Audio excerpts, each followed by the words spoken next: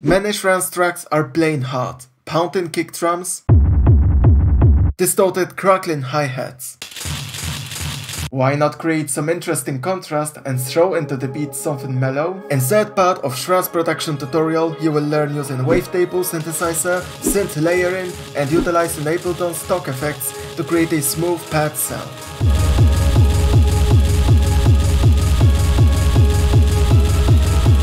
If you want to lay your hands on more sounds for your next hard techno production, check out my Serum preset pack. It's filled with over 40 plus quality bass, lead, pad presets, percussion samples and MIDI melodies that are difficult to be found anywhere else. Download your copy today and create a banker tomorrow.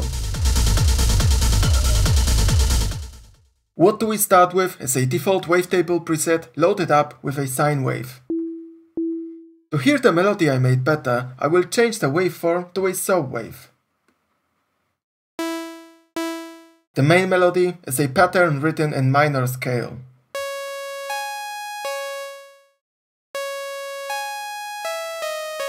To make that melody fuller, I play a simple chord. The main melody is duplicated and transposed an octave above for more high ends.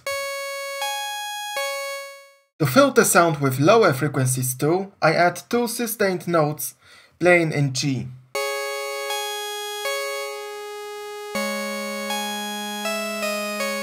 You can see these sustained notes are darker and it means they have lower velocity attached. That is because I want the sound coming from these notes to be quieter, but by default the Wavetable synth does not control the volume with velocity. Even if I set the velocity of these notes to 1, they will still be audible.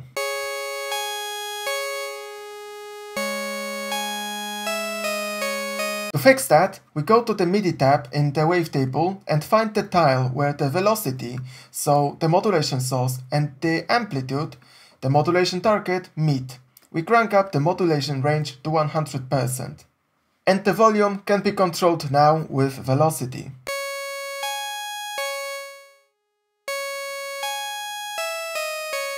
I bring the velocity of sustained notes back from 1 to my desired value.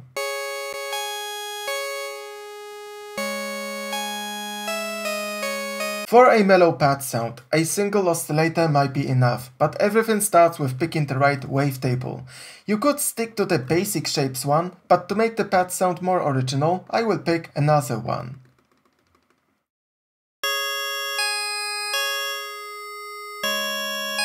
The character of the sound can be adjusted in the oscillator window in two ways.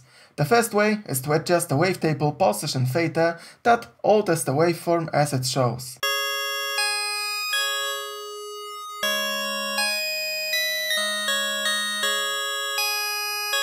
The second way is the warping section. It allows you to make the sound more metallic or simply to add more harmonics to the sound. Among 3 different warping modes, you can find a classic FM modulation. It's a very common feature in analog synthesizers used for creating aggressive sounds without a crackle that distortion usually adds. The FM modulation comes with 2 parameters. The modulation amount that makes the sound more and more metallic,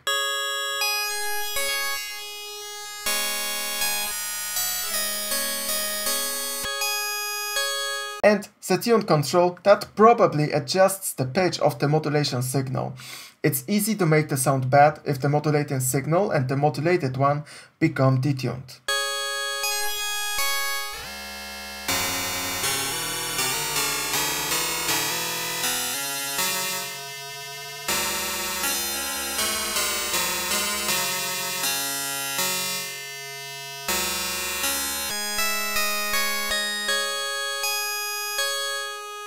Let's add lower tones to the pad. I enable the sub oscillator and make it play 2 octaves lower than the first oscillator. The gain controls the sub oscillator volume and the tone controls the amount of harmonics in the sub oscillator. At 0%, the sub oscillator plays a sine wave. And at 100%, we have almost a square wave. I will adjust the volume of the sub oscillator and add it to the sound.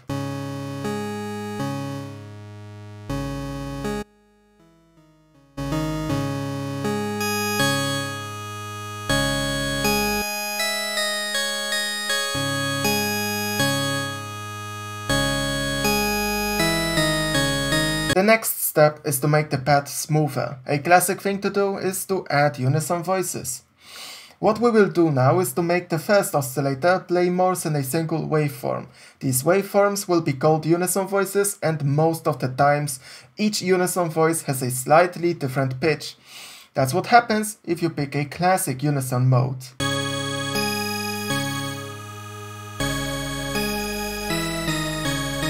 But this mode makes the Unison modulation too obvious. I will pick the position spread mode instead.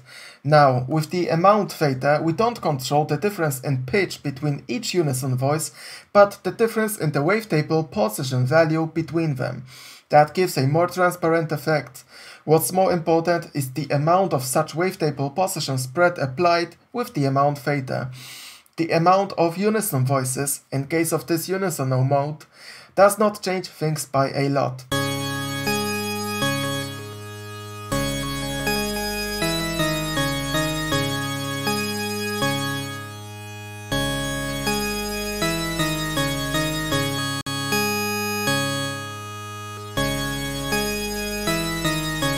The sound should have more modulations to become interesting and rhythmic.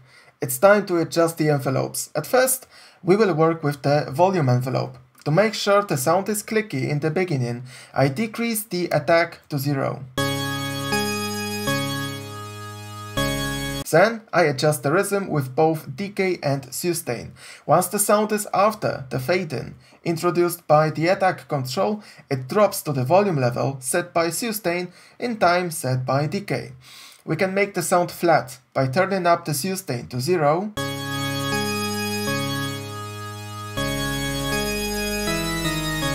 Or we can make it very short by turning down both sustain and decay. I will set these controls to combine both plug-like behavior with a sustained character of pad sounds.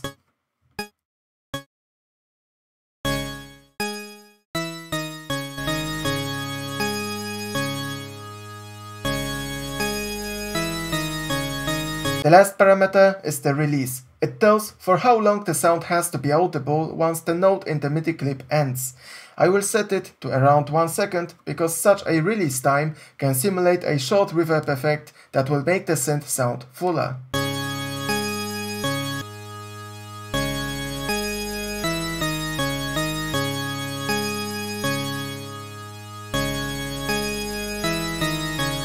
More modulations will be done with the second envelope that works exactly like the amplitude one. The only difference is that the modulation target can be picked by us along with the modulation range. I want to modulate a low pass filter. I turn around the frequency control.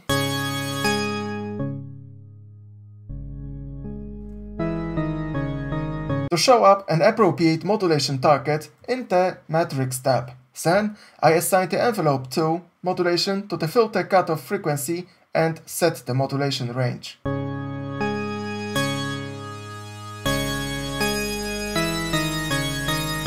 I adjust the second envelope to make this modulation short and large.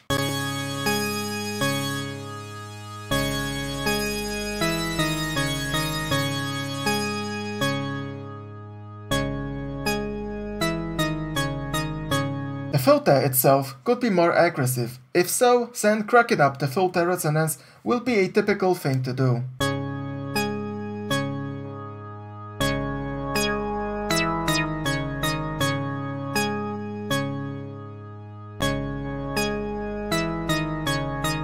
Using the same second envelope, I can modulate the wavetable position itself for more variety.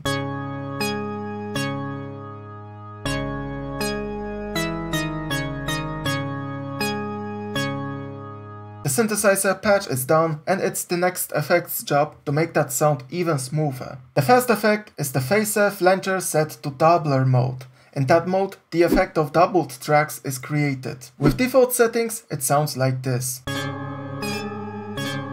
It's pretty weird, so the first thing I do is I decrease the delay time for a more coherent sound.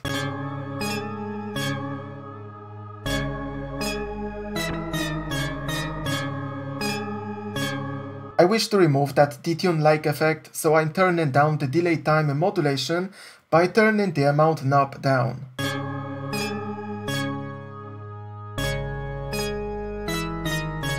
At last, lots of feedback can create an echo-like effect.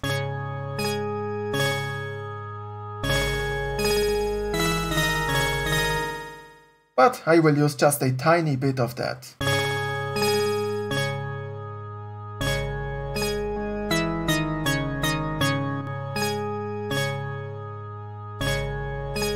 For more smoothness, I will use a classic chorus effect. The ensemble chorus mode sounds more transparent, but this time I will stick to the more pronounced chorus sound.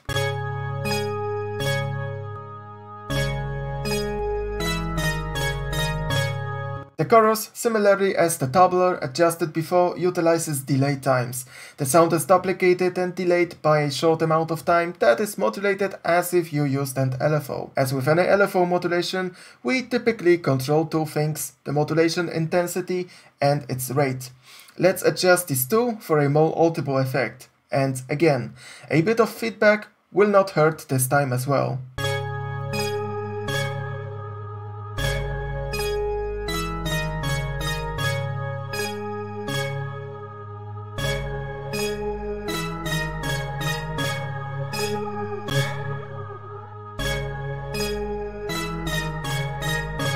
Another way to make the chorus more present is to increase the dry-wet control.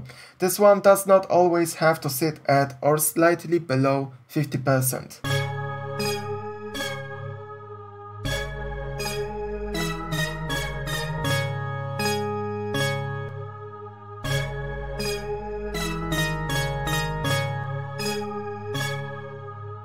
Another way of making the pad smooth is by using a reverb. Not only it makes the sound more wet, but it also adds a pleasant background. As always, I recommend using parallel processing for reverb, because later, during the mixing stage, it is beneficial to sculpt the reverb alone with either some equalization or compression. How do I create that parallel processing and how to use the hybrid reverb effect? All the answers can be found in my recent 9x9 AC Techno tutorial, where I used this effect to create a rumble kick drum. So here I will just explain the reverb settings. An important thing is the pre-delay that makes the reverb appear later than the dry signal. For that, I use both pre-delay and attack controls. The attack control modifies the volume envelope for the chosen impulse response and creates a fade-in, but the effect achieved is similar.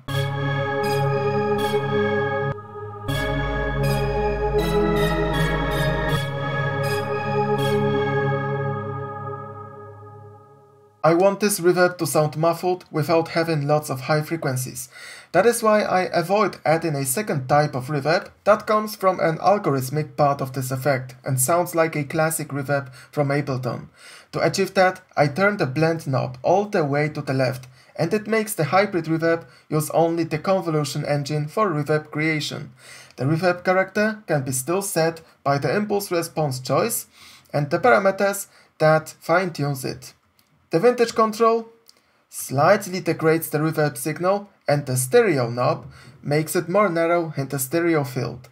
I don't wish to have the reverb extremely wide. Okay, let's listen to the pad sound with and without the reverb.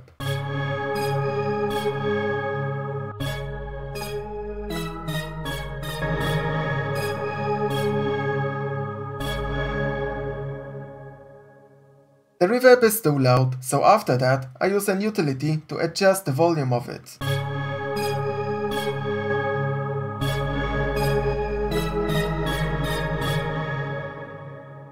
After the utility, I use an equalizer to equalize the reverb.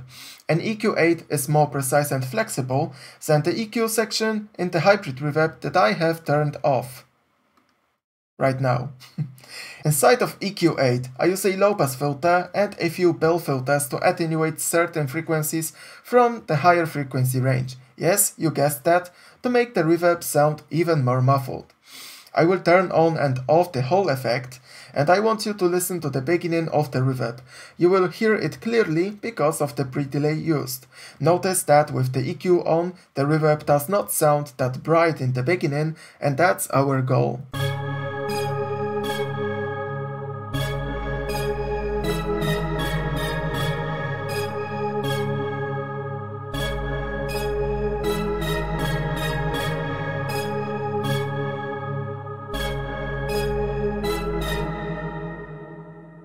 It's time to create a second synthesizer that will become an extra layer. I duplicate the main synth channel to adjust it. At first, I will create a simpler melody by removing some of the MIDI notes.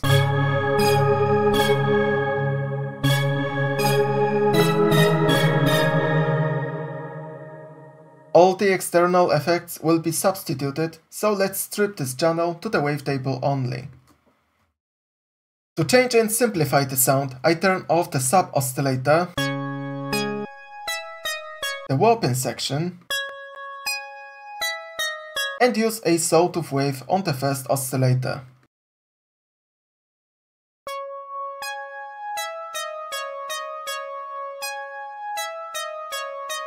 For a more static sound, I remove the wavetable position modulation in the matrix window.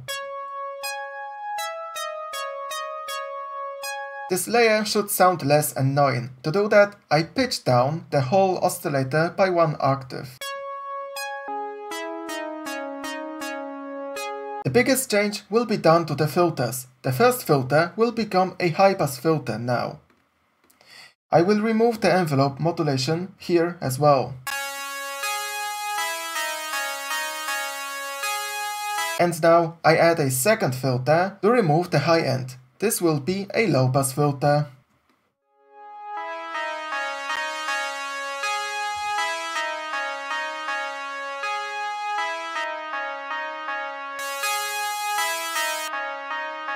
The sound became muffled, but if I want to add some attack to the sound, I can attach a second envelope to the filter to resonance.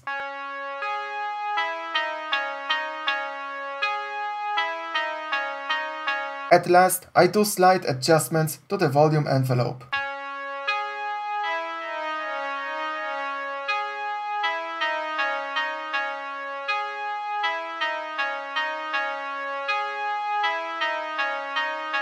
For a more dry sound, I turn off the Unison spread.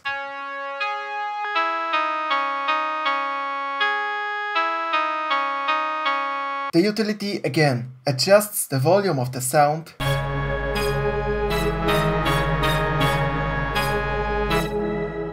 After that, there comes another parallel processing chain. This time, instead of a reverb, I use the echo effect.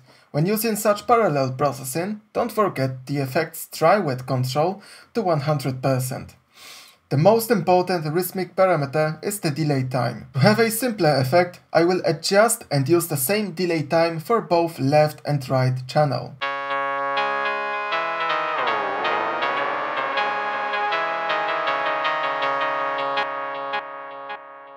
The feedback here controls the number of echo repetitions that I leave almost untouched.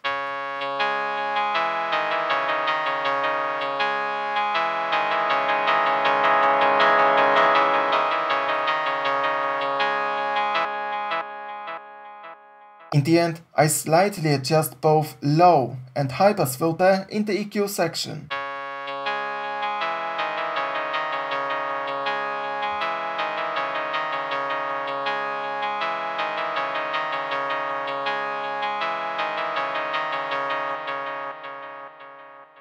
Let's preview the synth layer with and without the delay. The volume of this delay has been already adjusted inside the audio effect rack.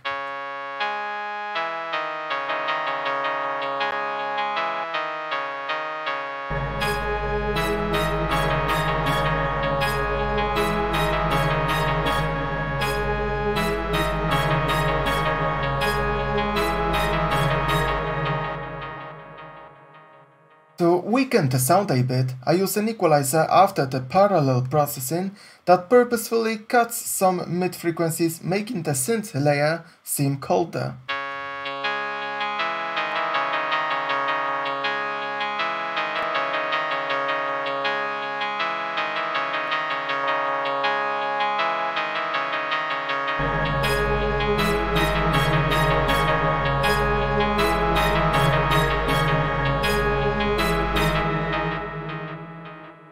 At last, we set the volume of the whole synth layer in relation to the main synth.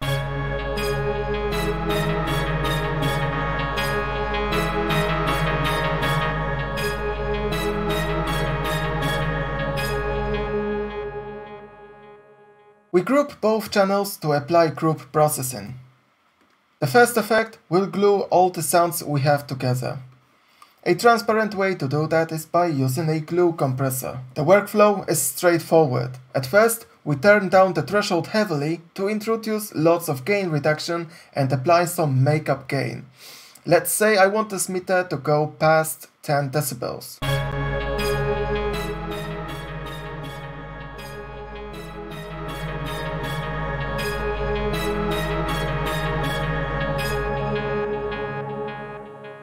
With this much gain reduction applied, I control the rhythm and aggressiveness of the compression with both attack and release parameters. Short values of both introduce a fast compression that makes the sound more unstable or just more alive.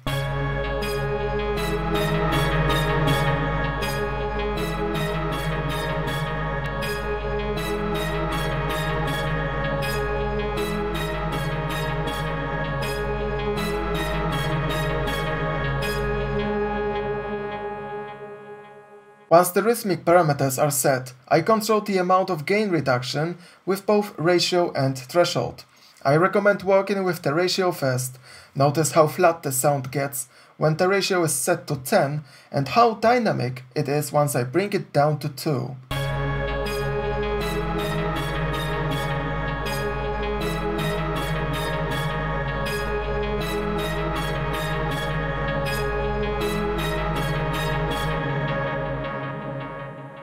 The fine-tuning is done with both threshold and makeup controls. The threshold adjusts the compression intensity in a more fine manner, while makeup gain matches the volume of the pad before and after compression.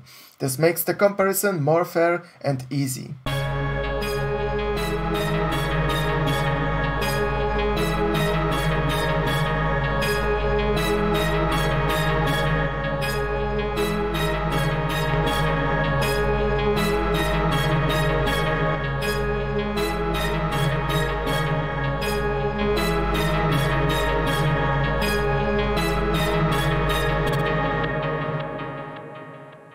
I will make the pad sound even warmer, so let's fill it with more lower frequencies.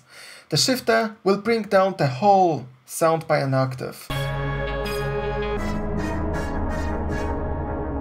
We fine-tune this pitching effect with both window and tone. The window control, when set low, emphasizes higher frequencies and can sound like a comb filter.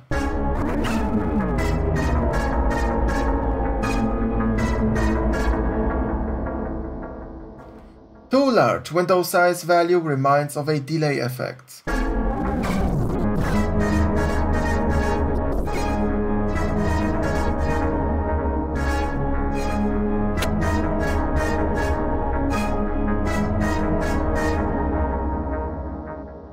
The tone also controls high frequencies, but it acts more like a low-pass filter.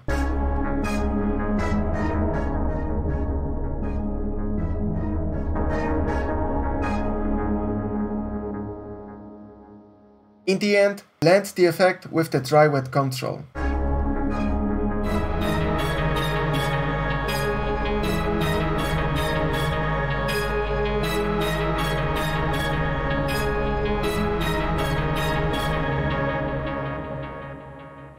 After the shifter, I equalize the whole group. Again, for a mellow sound, I make some cuts in the mid-high and high-frequency areas with 2 bell filters and a low-pass filter.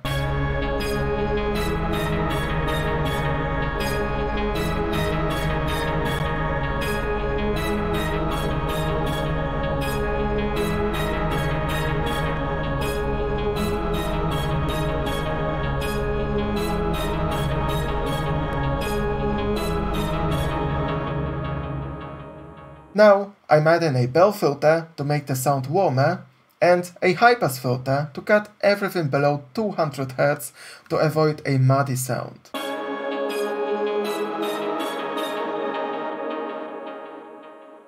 Despite removing these low frequencies, the shifter earlier still helps improving the sound. With the equalizer turned on, I will toggle on and off the shifter.